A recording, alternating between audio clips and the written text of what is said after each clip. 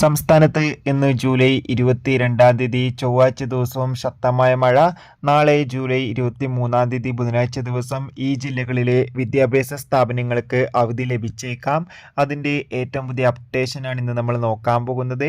വീഡിയോയിൽ മുൻപ് video like ചെയ്യുക, ചാനൽ സബ്സ്ക്രൈബ് ചെയ്യാൻ വേണ്ടി ശ്രമിക്കുക. സംസ്ഥാനത്ത് ഇന്ന് ശക്തമായ മഴയായിരുന്നു. കണ്ണൂർ, കാസർഗോഡ്, പത്തനംതിട്ട, തൃശ്ശൂർ ജില്ലകളിലൊക്കെ മഴയുടെ ശക്തി കൂടുകയാണ്. വരും ദിവസങ്ങളിൽ കാസർഗോഡ്, കണ്ണൂർ ജില്ലകളിൽ മഴയുടെ ശക്തി കൂടുമെന്ന് അറിയാൻ വേണ്ടി സാധിച്ചിരിക്കുകയാണ്.